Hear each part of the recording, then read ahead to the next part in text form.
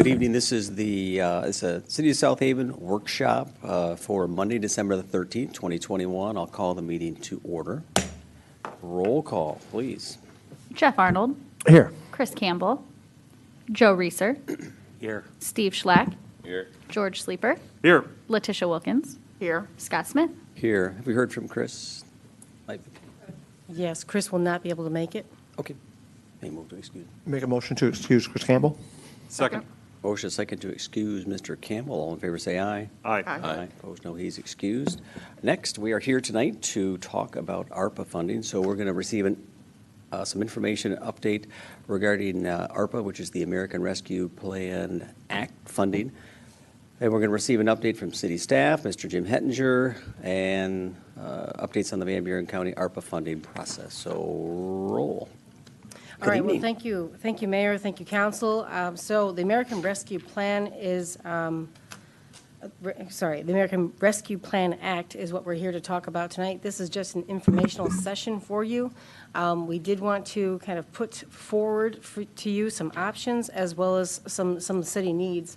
But to kick us off here, I wanted to have our consultant, Jim Hettinger, kind of run down what is ARPA, which is the acronym for the American Rescue Plan Act, what kind of funding it can be used for. Also, Bill Hunter is here with some needs that the city has, as well as SHASA, which is also represented by Mr. Ross Stein, who is a SHASA board member. So we've got some folks here. We'll try to keep presentations to about 40 minutes, so it'll give you some time to ask any questions you may need. So with that being said, Jim, if you want to lead us off. And if you want to stand up, you're more than welcome, but if you're going to sit, you might want to turn your microphone. Okay. Good evening, Council. Good evening, Jim. As the city manager stated, the purpose of this workshop is to prepare you to make policy with respect to the expenditure of the anticipated ARPA funds. Legislated earlier this year, the American Rescue Plan Act was signed into law on March 11th, 2021. It guarantees direct relief to cities, counties, towns, villages throughout the country. The program is overseen by the Treasury Department, who actually this is kind of an advantage because they're pretty good with their online data. It landed in the right spot, at least as far as that is concerned. There's a second part of ARPA called a special allocation to the Economic Development Administration, and we've talked to you in the past about that before when it was a possibility for funding the water standpipe reconstruction.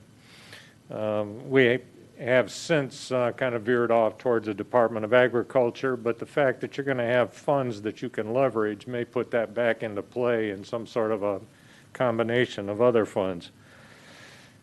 But at this point in time, Michigan is expected to receive about $350 billion. The divisions are cities above 50,000, cities below 50,000. Those above will receive direct grants from the federal government. Those below, like us, will work through state governments to receive ARPA. I checked this afternoon with the Michigan Treasury Department to see if there had been a final figure for South Haven or other similarly sized communities. And they have not finalized the figures or at least published them. We do know there's money in the bank in South Haven as a result of the first payment, but we're uncertain what the follow-ups will be. I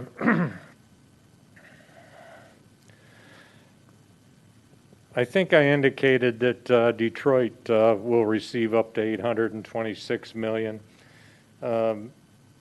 But that figure, too, is not quite cast in concrete, but they're coming directly from the federal government. So those cities above 50,000 have a lot more predictability right now in what they're going to get.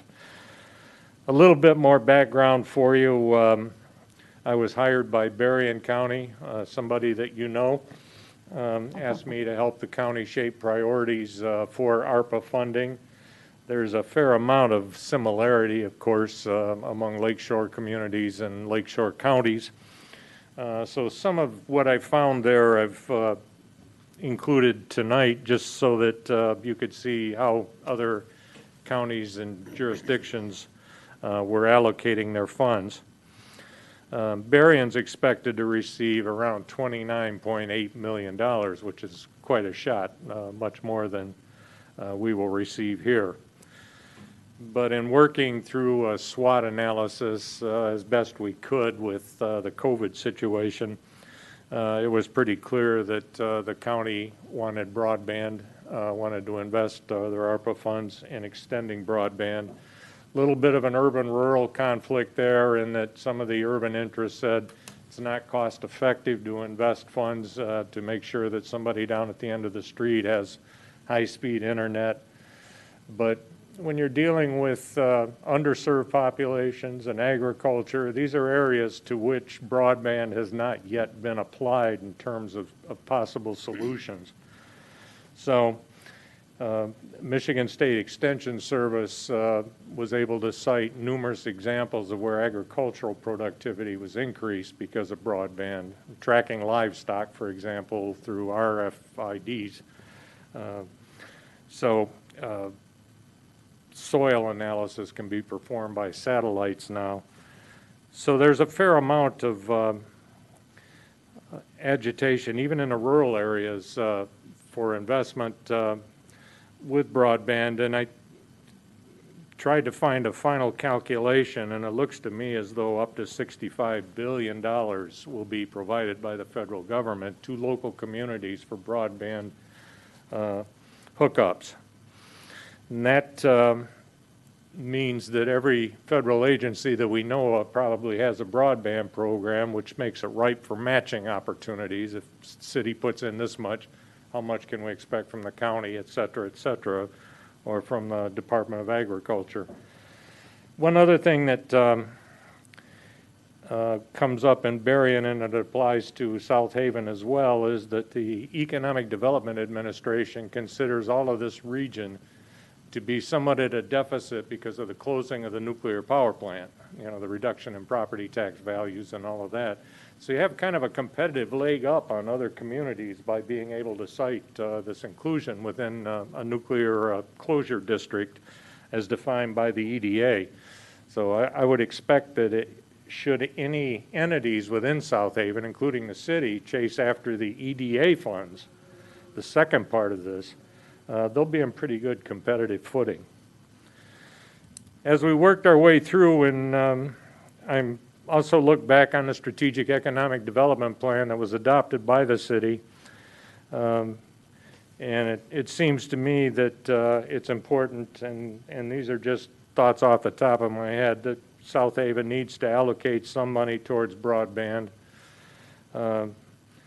some money towards amenities or enduring assets, and Bill can talk about that. There's a staff report prepared for you. ARPA is generally not friendly to road expenditures, but it does enable you to take money that you might have used for something else and put it into road and replace the other money with ARPA funds. So, moving the pieces around, you can do some road improvements. But again, you got to prioritize whether that's important to you from a policy perspective. A number of administrative projects are being undertaken by counties. They're looking at ways in which the counties themselves can provide better government through realignments, redeployments, et cetera. And again, looking down the road a little bit too, is one of the objectives of this legislation is to promote resiliency in local governments as much as possible.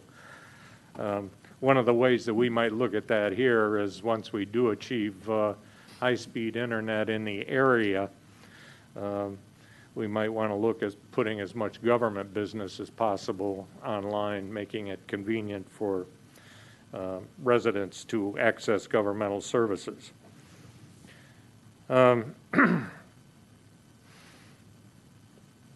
There are a couple of things that have bounced around a little bit. Some of the counties, for example, have started to look at maybe putting ARPA funds into mental health.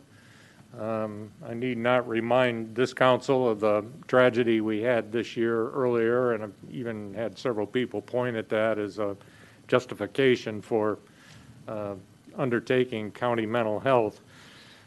There are some structures in place now, but traditionally counties have found that it's pretty hard to sustain over the long term a mental health program.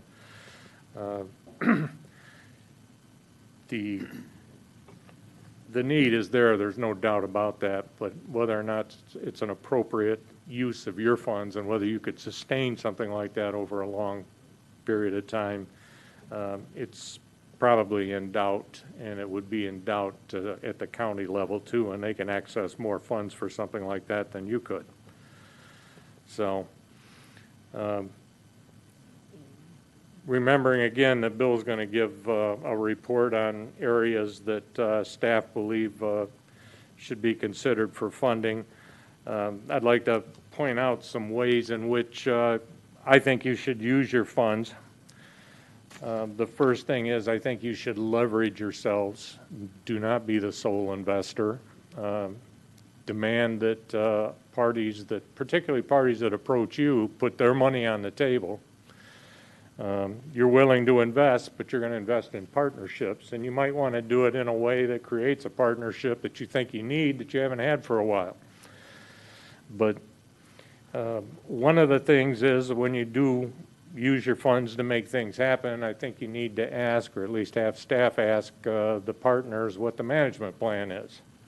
Because you may get South Haven is a trails community. We've been recognized as such nationally. There may be opportunities to join trails or something like that. Your question's got to be 5 years down the road, who's doing this maintenance work? We're not going to invest now so that we can drive up the costs of governing the city of South Haven 5 years from now. So, what's your contribution to the longevity of, say, this new trail that we're going to have? And I can take leveraging a step further. As I pointed out with the broadband, there's going to be a lot of money available for a number of infrastructure projects. And there'll be opportunities, I think, for you to make things happen by being cerebral in making these investments. So leverage to the hilt. Do not be a sole investor unless it's something that's clear and directly beneficial to the people that are in South Haven. Otherwise, I think the best thing to do is stretch the money as much as possible by demanding participants invest with you. Secondly, focus on your enduring assets, things that have been here for a while, that make this city that you want to be here for a while, and things that may need to be adapted for post-COVID era, if there ever is one. But enduring assets would involve roads, again,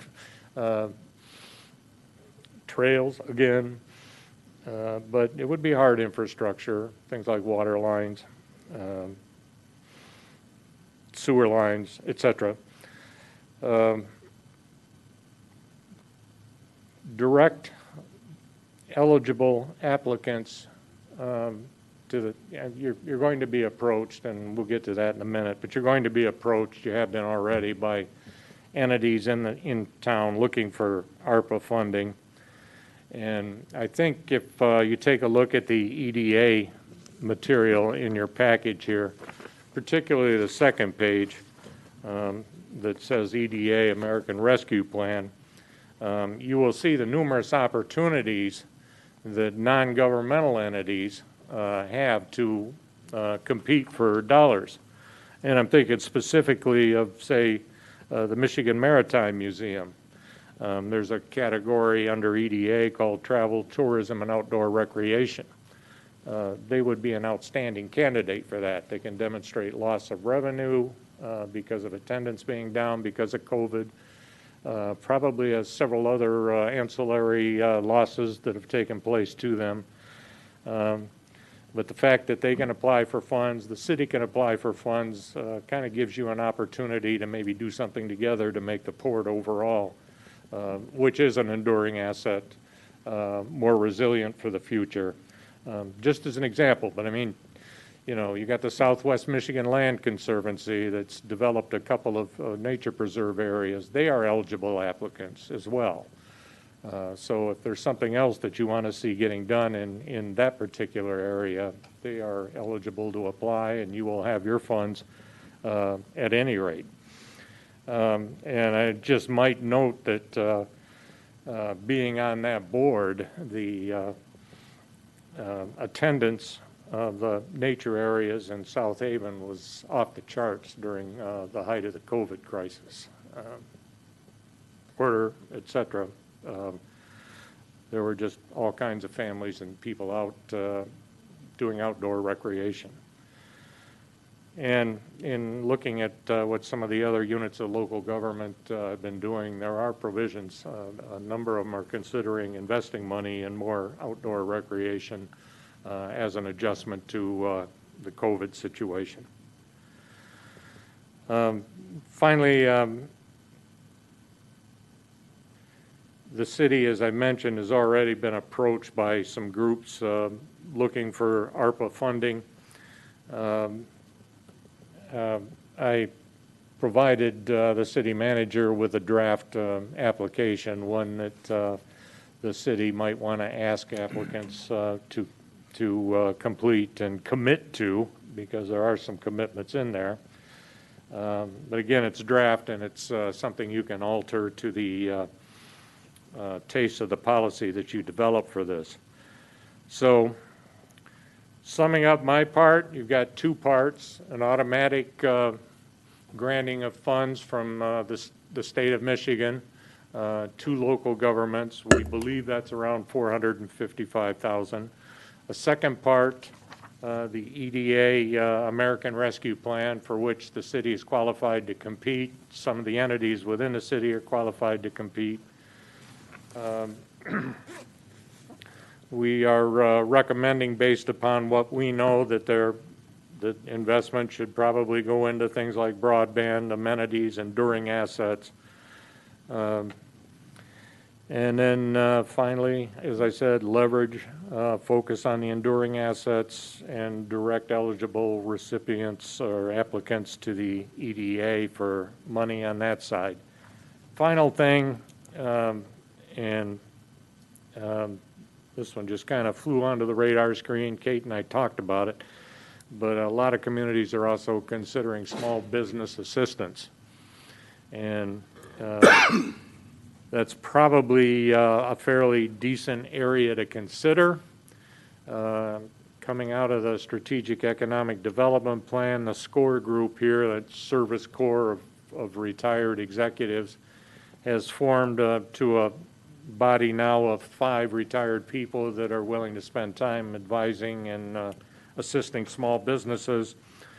When I did the Economic Development Strategic Plan for you, I noted in that plan that small business formation rates in Van Buren County were kind of anemic compared to other counties. But shortly after that work, they started to shoot up, and the small business formation rates right now in Van Buren County are as high as they've ever been.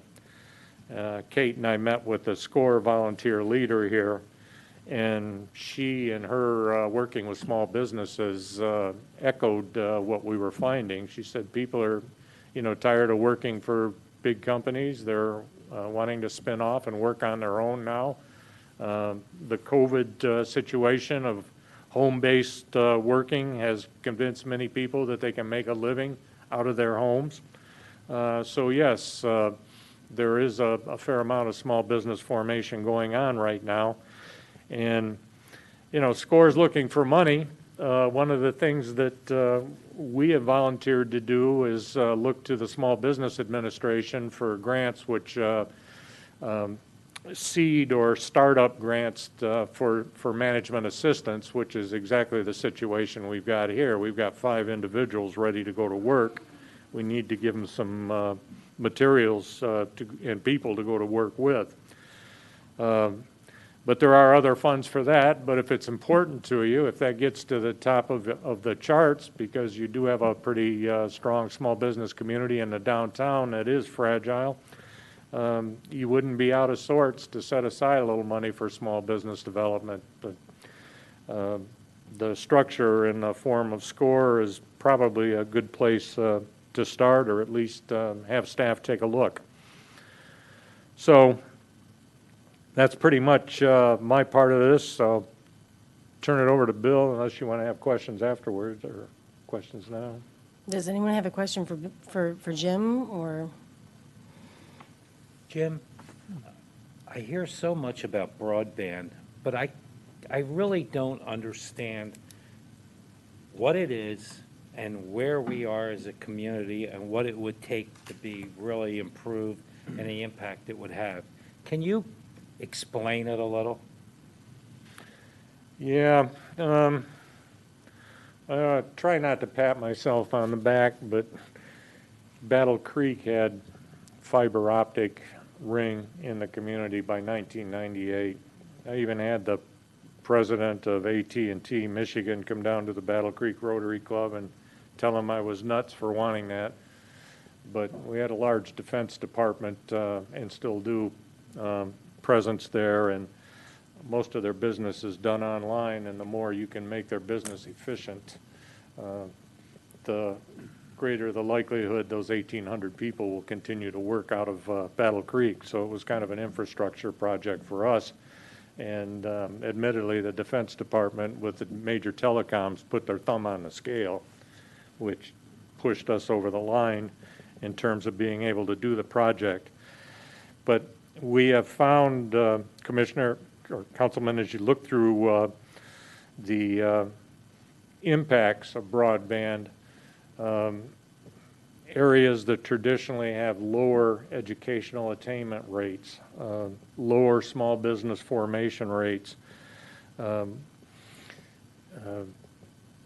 of those, by making things more accessible to people online, as we've done with telehealth, kind of force feed through the COVID crisis.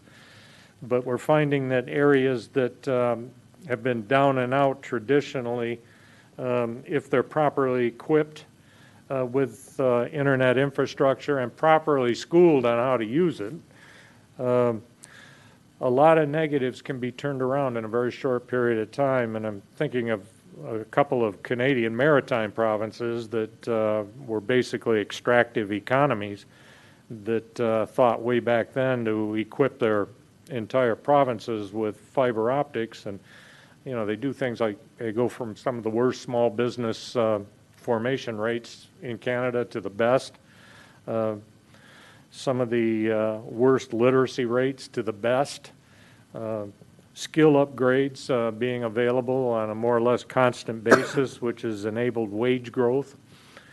So, and it's not just the infrastructure itself. I mean, we found out from the South Haven Public Schools that even if you have internet to your house, if you don't have that equipment at the end of the line that enables you to interact, it's not much good. So, I mean, the public schools, for example, were in a position where they not only had to provide some internet access, but actual computers to families so that they could continue online education. So, I mean, you got to think of this as kind of a multifaceted approach to things.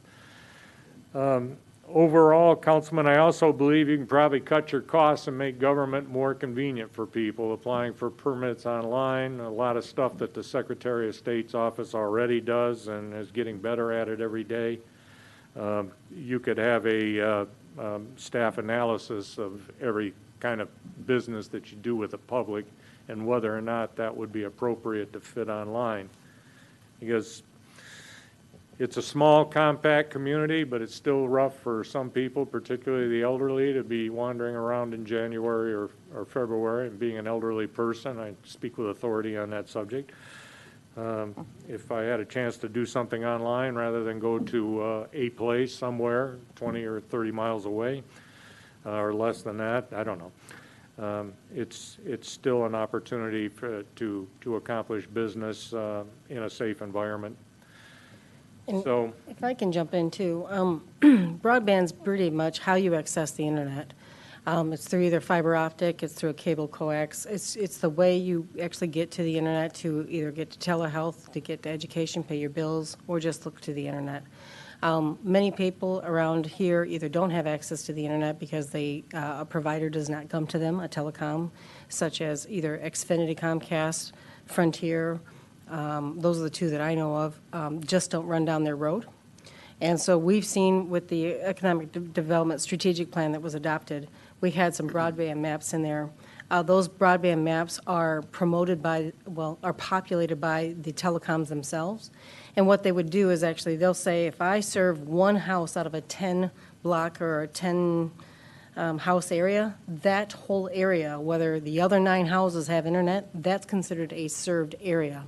So what we're finding is, just through anecdotal evidence, is that there's not a lot of accessibility to it.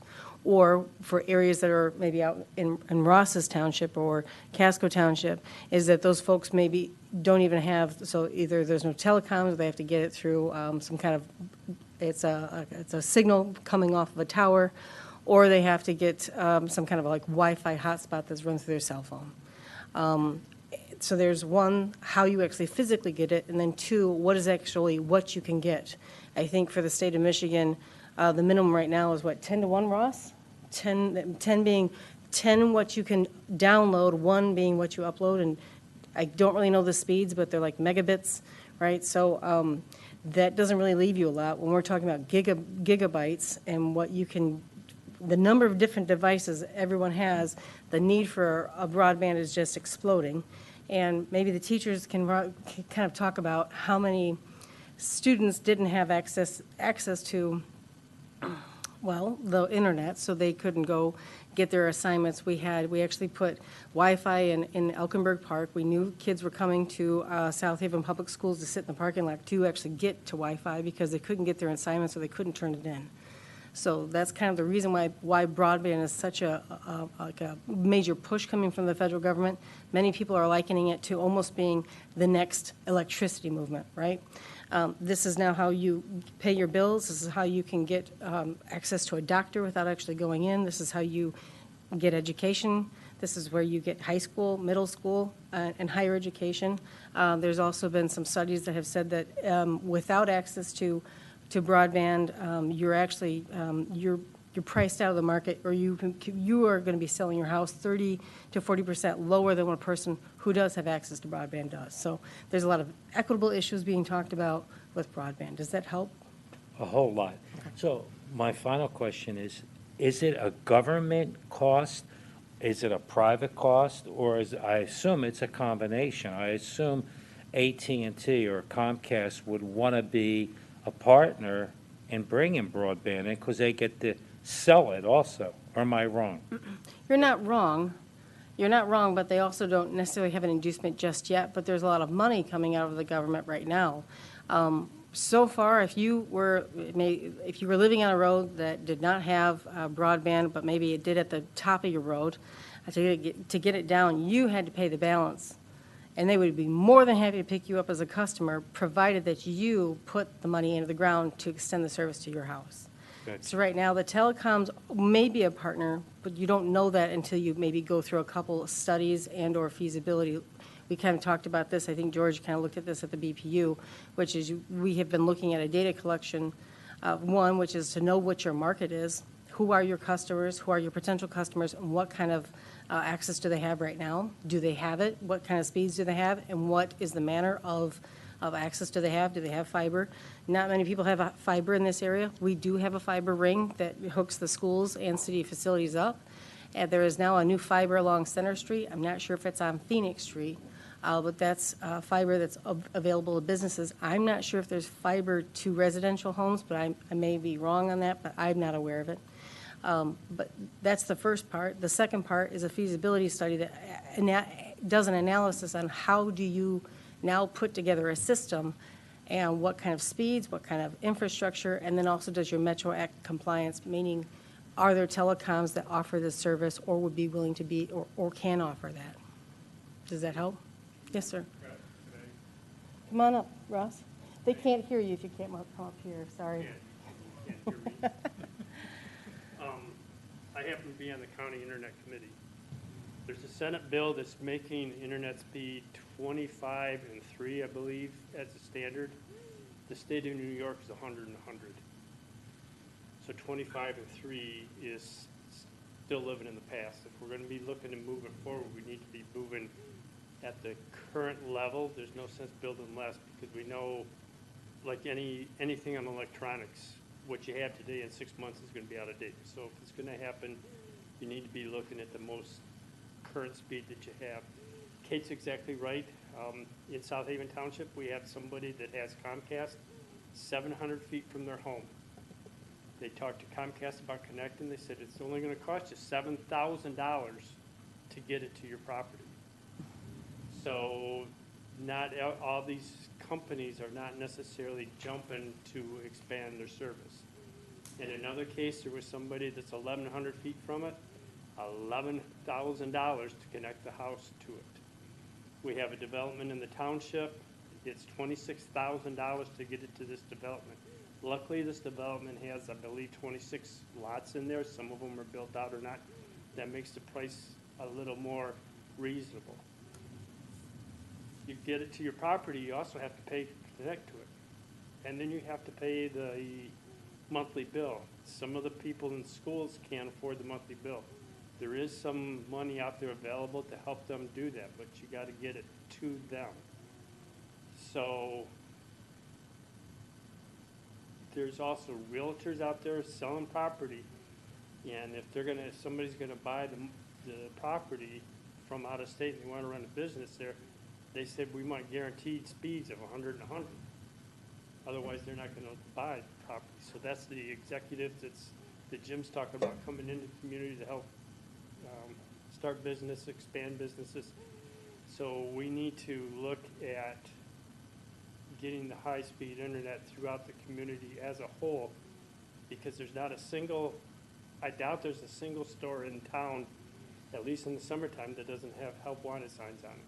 If you want those help wanted signs to get filled, you've got to provide the internet for people to be here. You got the students that need it, you got the young professionals that need it, you got the seniors that need it, the healthcare issue got brought up.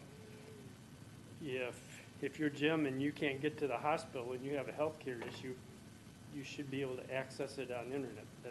That's the future of the society right now. So as Kate stated, and I've heard it from somebody else, so I'm not going to take credit for it, but broadband today is what rural electricity was 100 years ago.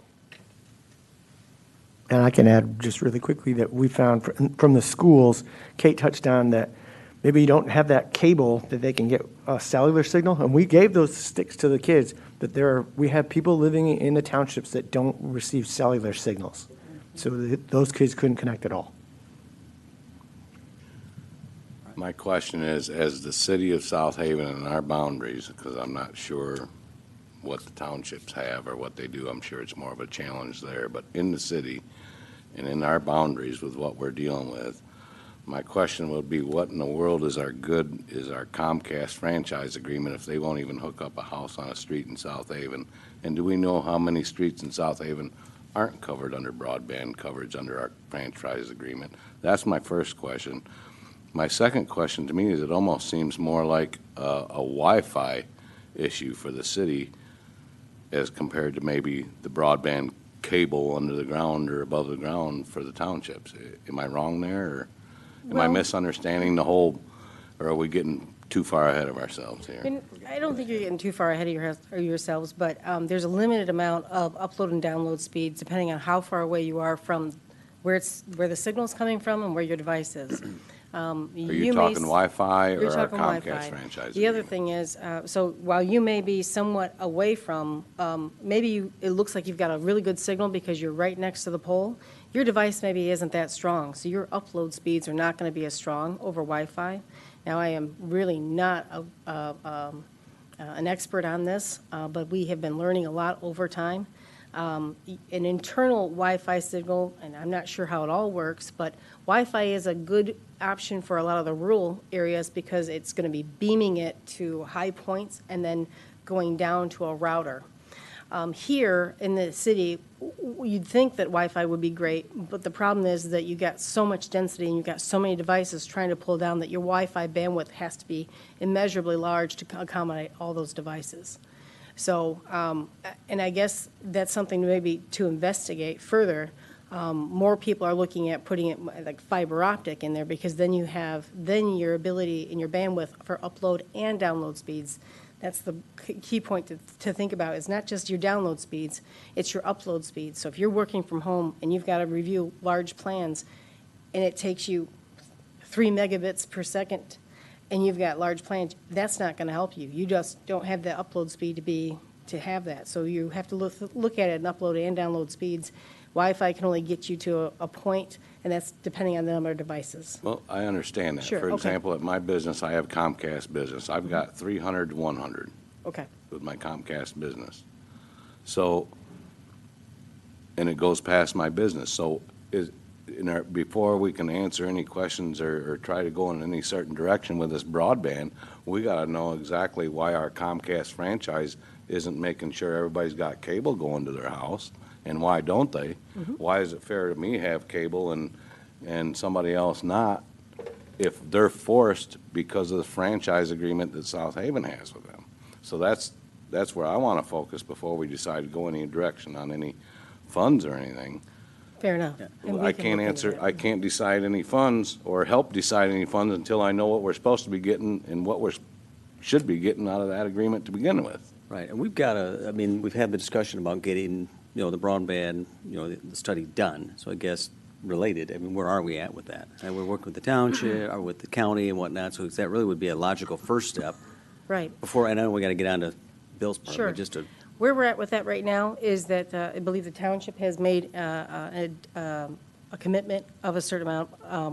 The LDFAs have made a commitment. We've also got a very large, sizable donation coming from the South Haven Resource Council to the tune of almost $26,000 to $35,000 to cover the cost of the data collection and possibly the feasibility study. So really, that's only half that has to be covered by the municipality. So we've been in contact with Merit to see what we can do to get that started, because with all the money coming down the pipeline, getting that study is the first thing you have to get done. right, and I would think I would assume in the outlying townships would be highly motivated because they've got the highest need, so hopefully we get everybody involved in township, I don't know, we Yes. should get that done Yep. soon. Yep. So, all right, So go to Bill. we'll look into the franchise stuff. I know that there's a lot of information going out there. We'll work with our staff to find that out. But Just because when I first called Comcast to get my business account hooked up, it wasn't there. And they gave me the runaround of $6,500 to hook it up, and I said, no, you'll hook it up because you have a franchise in town and I want it. okay, And they did it. there we go. All right, we'll be looking. I'll put that on my list, sir. So with that being said, if there's no other questions for Jim, I'm going to have Bill take over. And Bill's going to kind of walk through, and this kind of goes into what Jim was saying about our enduring assets. So this will be talking about some of the things that are going on. So Bill? Thank you, Kate. Your Honor, City Council. There we go. The staff report in front of you, I just, over a year ago, I did a special presentation to City Council on water rates. It was, I took that same memo and I scaled it way down because I didn't want to put 60-something pages in front of you. Some of the information, though, is older because of the fact that we already had to redo the rate study already and update it. So the information you're going to see on here is already a little old. Plus, we had to update the master plan for the wastewater treatment plant. The last time the master plan was done in 2010. We just recently updated it, and so that's in this staff report as well. Goes a little background in the history of Shawsa. When we started in 2016, City of South Haven,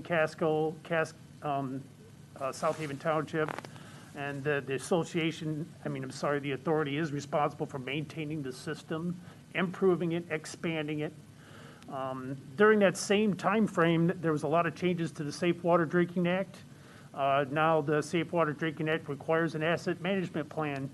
With the asset management plan, there's a little caveat in there about not only are you going to give us an asset management plan, you're going to tell us the methodology and how you plan on funding it. That was something that was required with the SAW grant as well as the water asset management plan.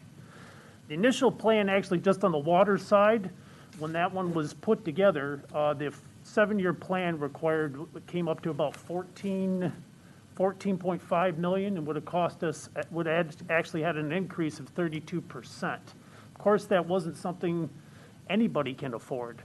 So the SHASA board at that time directed staff we need to reprioritize that, so we hired Fishbeck to scale it way down, push everything back. Not that we're not doing it, but we're pushing it back and come up with a plan, and that's where we came up with the concrete standpipe. That actually is about a $9 million overall in the 7 years, so it did cut it down, but it just pushed all that stuff back. I'm going to open up the asset management plan, because I touched on this a little bit during my DPW report. Actually, I created a 40-year plan, which is not even recommended. This is the 40-year plan. Basically, I'm kicking the can down the road so we can afford things. That's what we have to do, but who doesn't do that in their own house? I mean, everybody wants to remodel their own house, everybody wants new, but this is what we can afford. I had to create this plan, which came up to about, it's like $36.5 million. That's not including actually the 20 years plans because you got vertical, horizontal for 20, and you got 5 at vertical and horizontal as well. So altogether, and I went over there, again, you guys have seen this before. I took captions actually from the rate study showing if we did these projects, you can actually see from the top one there, you have to look at your debt ratio. Your debt ratio actually tells you, do you have enough money to pay your bills? And when you're at a 1.25, it's basically also saying you're keeping some cash for savings. You go below 1, and you're basically, well, you're not, all your money is going out and you're not saving. And we actually are required in all of our bonds to keep a certain debt ratio of a 1.25. And as you can see, actually from the top one, if we did the projects, actually, even at the scaled down plan, it was at a 0.95, and you see actually at the end of the year in 2025 is a 0.79. And the middle one actually shows like recommended, I'm sorry, let's go back up to the top, because it actually shows your cash, your operating cash, and that's something to look at. You can see through the years, you'll see at the top there is looks like 235, and then 1. We're trying to get to a 3 million cash where we can actually do projects and not bond. Just like what I spoke of the last year-end report, even the Center Street project, which wasn't even a $500,000 project, we had to bond for that because we didn't have cash to do the job. So this actually is trying to strike that and get us at that 3 million. That's our goal, and plus to be at that debt ratio of 1.25 to 1.45. With those projects, we're actually in the negative there of a 1.79 in 2025. And again, actually, it shows going further down your summary of your rate for the sewer as well. Here is actually the new sewer wastewater plant capital improvement plan, master plan. And this one here was very important, because we had to start looking at is a different process actually at the wastewater plant, different chemistry of actually treating the sewage. We've seen a change, increased BODs over the year, which our plant just wasn't designed for. So this actually master plan had to involve us to change actually how, so it's going to be some major capital improvement that's needed there. Like I stated before, plant was built in 1933. We had some major, but you looked at it about every 30 years was when we did something major at the plant. So it needs some major work to get that up to current standards. If you add everything up in all of our plans, 5 years vertical, horizontal, and the 20-year vertical, horizontal, and the 40-year, you're looking at $91.78 million. That's right now snapshot. Now, if you think about it, say, well, Bill, why don't we just divide that by 40 and we get all this done? By the time we get to 40, we have already stuff aged again. So people, I've heard the question, well, when is the rates ever going to stop raising? Well, they're not, because we're always going to have repairs. Things age, and by the time we're in this 40-year plan, there's going to be something else, some new stuff that we just put in that's going to have to be replaced. Here's the capital improvement plan currently as this is the water side. And we're updating this as we speak, but our biggest one here is this lead service replacement.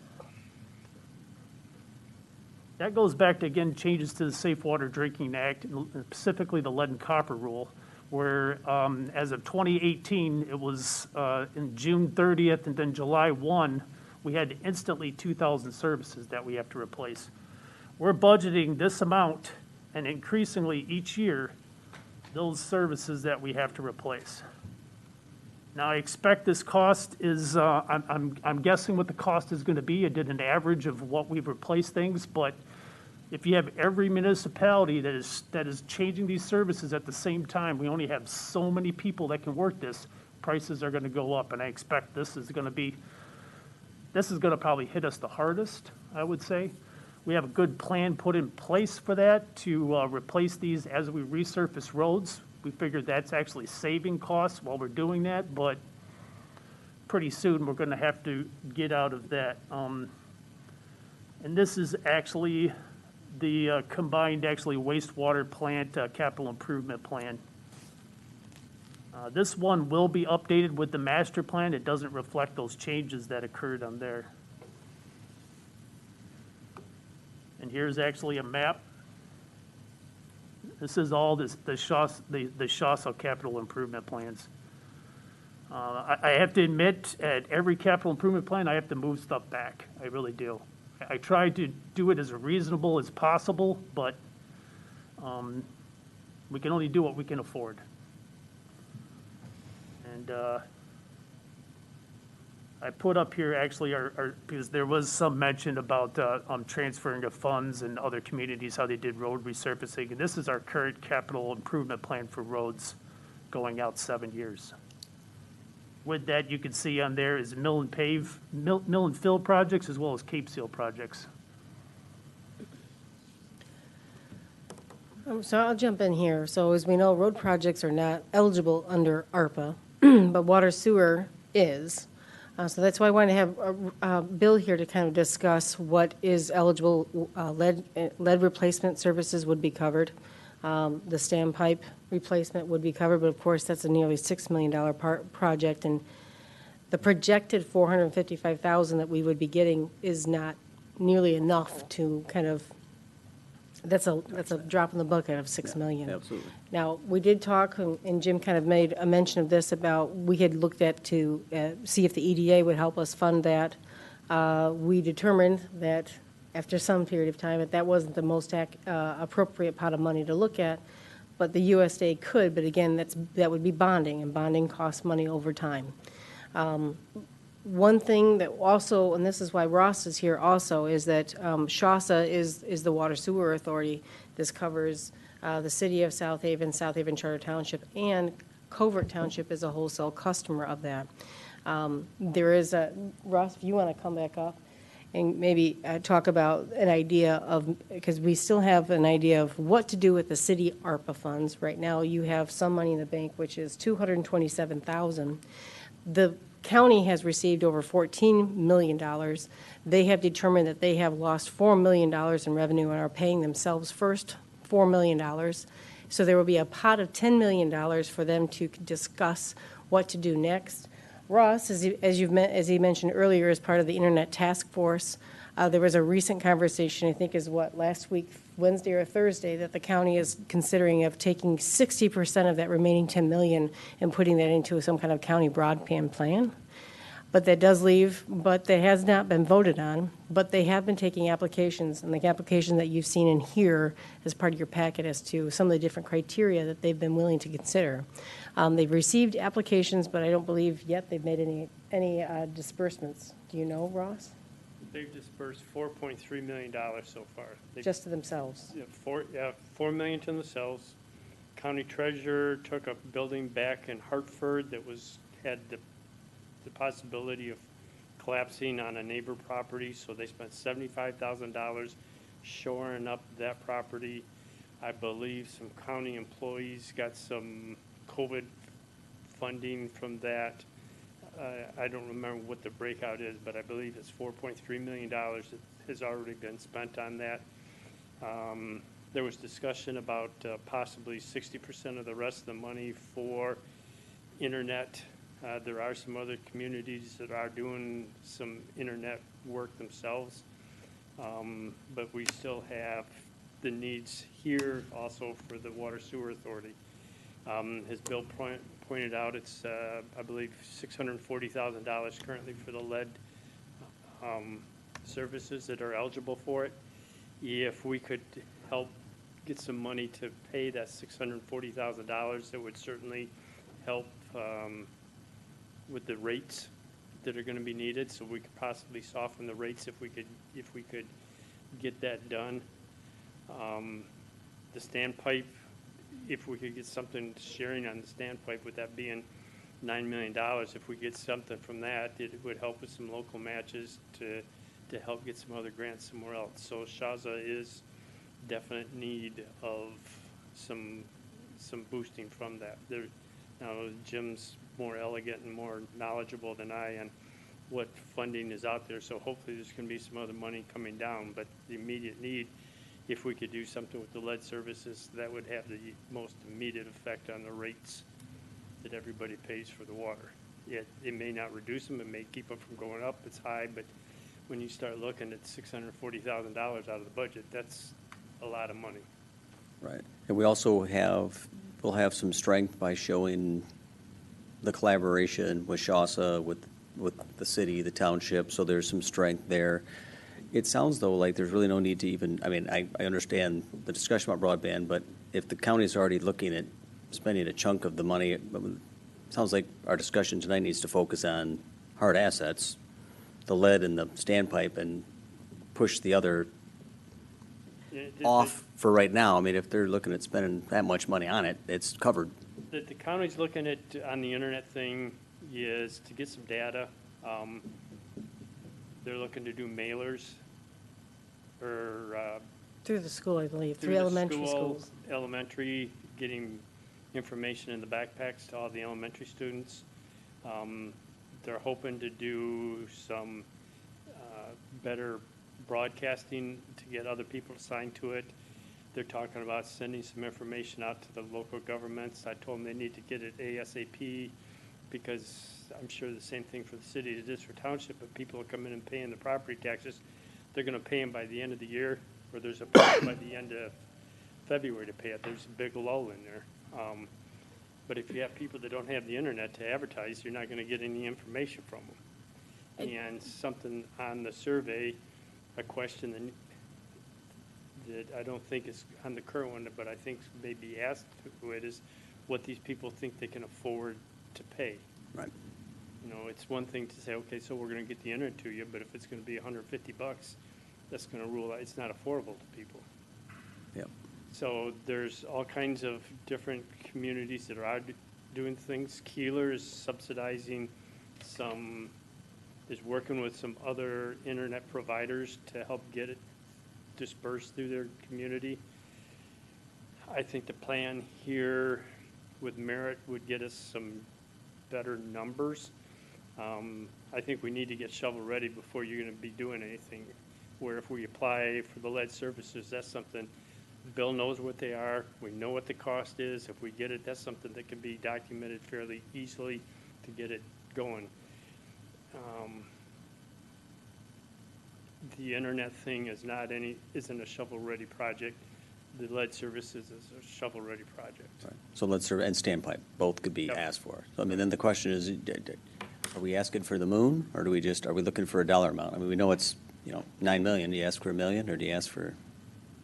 I was also going to ask, I was going to apply separately to the county for $2 million I was going to ask for. That's originally, but I don't know if I can now because they're down to 4. I might still ask for 2 Ask for, yeah. and then ask them to have Absolutely. them cut it. I mean, if they cut themselves the first $4 million, Yeah. let's ask. Right, because the idea is, since Shaw's is more of a regional effort. Right. In there, we've talked with Gail Patterson Gladney, our District 1 Commissioner, and Kurt Doro, I think he's District 2. We talked with them earlier this year, Mayor Smith, Ross and myself had a nice meeting with them, just trying to figure out what were they looking for ARPA applications to this subcommittee. And one thing that they had said is that they were looking for projects that would be beneficial for majorities of the Van Buren County population. So if Shawsa was to make an ask to the county ARPA fund, rather than individual townships from this side, it might be a stronger ask. And it's a water system that benefits everybody here on this side that could either address either lead replacements and/or the standpipe, which is a necessary component to our functioning disbursement system. So that's a pretty strong ask if you're looking at it from there. Any thoughts on that? Now, again, this is just a workshop, so nothing happens after this meeting. We would have to take some formal application, but I just want to see what the council's thinking about those kind of thoughts. I have actually the lead service map right up here. That's actually all the lead services. You can see majority of them are all within the city proper. And that's because we have the oldest system. Yeah, well, and again, this makes sense to me. This is what we've kind of been talking about, so I would be in favor. And I just think obviously we followed up with letters from all of our boards that go along with the application to show unanimous support for the project from all the communities. I would support trying to help those unfunded mandates get funded. Amen. Are we also looking at including Allegan County? Because isn't Shaza has some part of Allegan County too? Yes, you're actually right. Casco actually part of that. We have a couple shots right up there, but to the north. So yes. Yes, The one yes. thing I was thinking about as we were talking, so we can't, it doesn't look like we can use the ARPA funds for roads, but I know every time we do a road, we look at replacing or improving the piping infrastructure underneath that road. And so maybe we can use ARPA funds in conjunction with our own funds. You know, we'll pay for the roads, ARPA can pay for the utilities underneath the roads, and that way, you know, we're getting good use of that money, and I think that's just what it's for.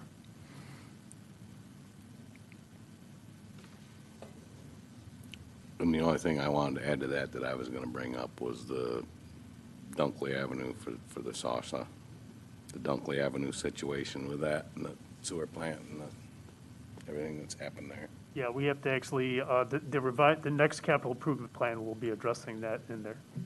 If there's any way this can go Towards do that. something with that. My only other, Advantage oh, that sorry. would be beneficial, I would think. Yeah, and my only other question was related to wastewater, because I know we have the standpipe, we have lead water, and the issues at the wastewater plant are mind-boggling as well. Is there any one thing in there we want to include, or is that we was trying not to spread ourselves out too thin? It's probably best to make, A couple key asks. yeah, I would say pick one project and throw your eggs in that basket. And the reason why I would say that is, one, and Ross or Bill, tell me if you would disagree. The wastewater is pretty critical because it's a significant component, but there may be funding coming down from some of the other bills coming down. Plus, it's on a waterfront, so there's some funding there. The standpipe, I think, is very critical, but again, we're talking about a drop in the bucket. And knowing what we just heard last week from the county administrator, how much funding they may or may not give, that's the real question. But again, we're looking at some funding that's coming. I think the Build Back Better program may have also some water sewer in there, since we've seen water quality being such an issue that I think that's going to be addressed. But again, nobody really knows everything that's in that bill just yet. Right.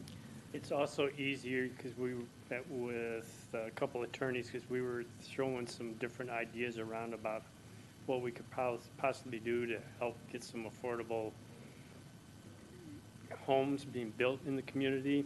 And this lead service is something that can be done for 2026. It's something that's easily documentable. We threw some ideas out about, maybe paying to, or subsidizing to get some infrastructure put in for a developer. Well, if they don't get sold in that period of time, how does that work out? We threw around the idea of possibly prepaying some connection charges. Well, if the connection charges don't get paid, done before that, do they pay them back? How's that documented? So this is a easy, clean way to document the ARPA funding that, according to the regulations. So am I hearing one thing or two? I'm sorry. Standpipe and lead, or just the one? Well, I think actually, Ross touched on this, is shovel-ready. Right now with the standpipe, we'd have to go into a design, and that's gonna take some time. And you're looking at actually, at engineering cost, and that increases it. But actually, lead services, it's only just me coordinating with one contractor, and there's no designs. It's just boom. I think you can get more for your money, so to speak, because you have the less engineering costs associated with it. And like Ross said, shovel-ready. I can quickly, once they give me the funds, I can go. The other ones, I have to go into a design phase, which could take a year from now to do that, where I could utilize these funds really quick. Even during the winter, we could do this, Gotcha. so. It was brought up earlier also, it's nice that through the current bill that's going through the federal government, is that it's going to be spread out, but the issue is, that I think Jim brought up, is there's this big pot of money out there. There's only so many people to do the work. There's just so much equipment to do the work. Prices are going to go up. If we could get it going for the shovel ready for the lead services, we could capitalize on hopefully lower prices and what's going to happen 2-3 years down the road. And there's a finite time to use these funds. These ARPA funds must be obligated by December 31st of 2024. And spent by 2 years later. Right. So your plan spread it out over so many years. Can you bump your plan up, ask for more money? You're asking. I mean, I'm just saying, you'll probably give you a percentage. So are you asking for $1 million and hoping to get 6? I think that's something that we need to talk with Gail and Kurt and say, if we make a proposal for $2 million, would they look at it and scale it back, or they say yea or nay? Right. Would they dismiss it offhand, or would they Right. adjust Saying, it? and if it's so competitive, maybe you want to do a little more right off the bat. Maybe, Right. Anyway, I just throw that out. So that was, So I'm all on board with water and wastewater improvements, but I also, looking at the package that came out, there is money there, especially with the EDA for travel, tourism, outdoor recreation. So, I mean, we've talked about doing things that, like the Monroe Boulevard bluff improvements, different beach improvements maybe, that aren't funded for a number of years that we might be able to look at also. And I don't know if we even do we have enough staff that we can look at writing grants and stuff like that? Or is it possible to even use some of this money to hire somebody to write grants, so we're using some money to try to get more money, I guess, is what I'm thinking. If you hire staff, you can do it one of two ways. You would have them on your staff for the period of time that you can fund them. Or, as you know, once you hire them without like a finite time, then you have to pay for their salary some way in your general budget that you may not have had that money before. This is a one-time infusion of cash. Alternatively, we can work with the engineering companies that we do work with who do have these people on staff to help us seek more grant funding to leverage those dollars. That way you're spreading it out. The idea is that I don't want to have somebody come on staff and then we don't have a way to fund them. Right, I going forward. was Yeah, thinking more sure. of the contractor Sure. type approach. We do have some folks that we've worked with in the past, but we don't have somebody on staff just yet. but it is something we have been thinking about. We do have some current staff openings that could be leveraged if the right candidate came along. But in the meantime, we work with several engineering firms that they do our grant applications as part of that package. Something that was brought up from the Internet Committee also is, we want to get started on it now, let's get going. Is Jim says there's this money coming down, we don't know what monies they're going to be in the future. If you wait on it, the projects are just going to get more expensive. So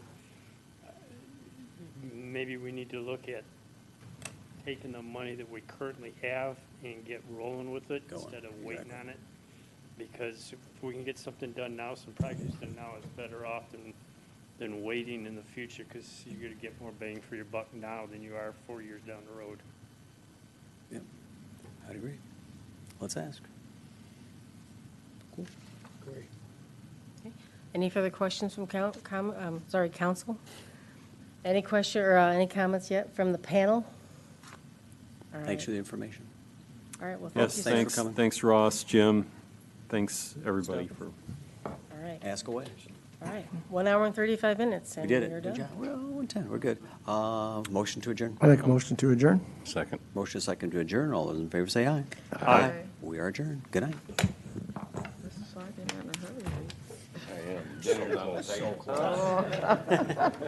Please take a cookie. Take a cookie. Take a cookie. Where are those at? Over there. More cookies.